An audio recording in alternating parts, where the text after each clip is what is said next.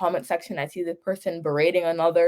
So to answer your question, I think that the power is truly in a name, and people realize that. But what people have to realize is that power can be both positive and negative. And once we chase clout, it becomes more negative. But once we chase value, it becomes more positive. Excellent. Once we chase value, it becomes more positive. But do you think, with what we see today, with everybody wanting to train, not understanding that when you train for wrong reasons, you actually destroy your name? Because you have to put value in that name so that people can recognize you as a person of value, as that person who is going to bring different ideas. And people don't understand, like I've said, your biggest asset is not money, it's not material, it's your name. People can believe you and trust you. When you mention that name, doors open. When you mention that name, banks give you a loan. That's how people need to understand that when you destroy your name, it's very, very difficult to build back that reputation. And that reputation on its own is so important. It can give you anything, but it takes time to build reputation. Do you think that this message has been choreographed to be taught in school, or this is the first time we're actually trying to push it out? Well, I think that from a school perspective, we have to realize that school isn't just the four walls of a classroom. Even our Correct. podcast right now, this could be considered school, because school is just a place where you learn and you gain new insights. So I do think that it's being taught, but the question is it being listened to? Because to Right. build value, to cultivate growth, to be a change, to have your name work for good rather than to have your name work for bad, it's something that takes time. And a lot of people don't want to take that time. A lot of people don't want to lock in for a few years, find their niche, find their passion, and grow. But they'd rather do something that is a get rich quick scheme, or something that is uh, a clout chasing activity, a following trend. If somebody's saying this, I'm saying that, even if I don't necessarily agree with it. So to answer your question, I think that yes, it's being taught, but what we need to do is have it really ingrained in people's brains, so that whenever they're posting something, they're thinking about, will this affect me positively down the line, or will it affect me negatively? Right. And that takes me now to the next point.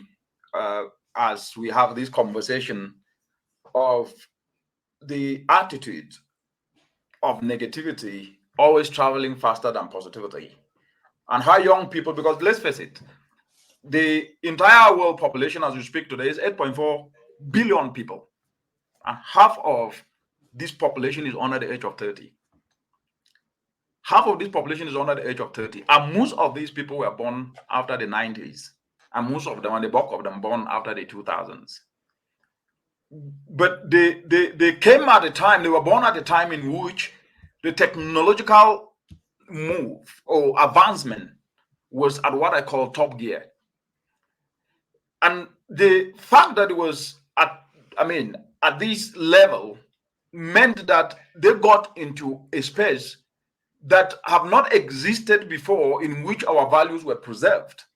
But now those values seems to have been overshadowed with the technological advancement, with social media, with WhatsApp and etc., whereby information communicated, even without verification, seems to be adopted as if it is the norm. And this has led to destruction. This has led to false narratives and false beliefs that then make people to carry that false belief and false narrative and end up in a ditch. Now that that is happening, how do we reboot to get back to where we are supposed to be, which is respect, humility, patience, endurance, dedication to build value? Because now it's about pressing a button to get what you have not worked for, rather than enduring short-term pain for long-term gain.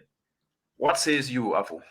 Yeah, so I think you brought up a really good point, and what we have to realize is that the algorithm, it's a computer system, which is very Mhm. prevalent in every single technology has an algorithm. The fact that you're seeing this right now means that the algorithm has pushed it to you.